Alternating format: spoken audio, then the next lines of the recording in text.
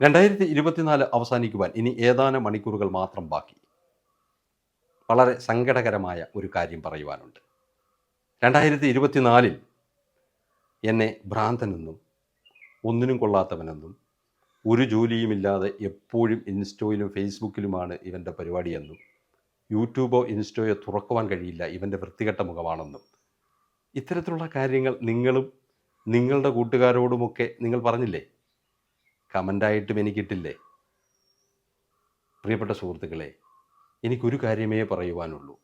2025 നിങ്ങൾ ശക്തമായി തന്നെ അങ്ങനെ തുടരണം.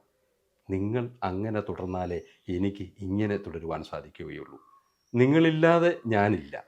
തീർച്ചയായിട്ടും നിങ്ങൾക്കെല്ലാവർക്കും 2025 അങ്ങനെ ശക്തമായി എന്നെ പരിഹസിക്കുവാനും കളിയാക്കുവാനുമുള്ള ശക്തിയും ദീർഘായുസ്സും ദൈവം ഈ വർഷവും നിങ്ങൾക്ക് നൽകട്ടെ എന്ന് വളരെ ആത്മാർത്ഥമായി പ്രാർത്ഥിക്കുന്നു.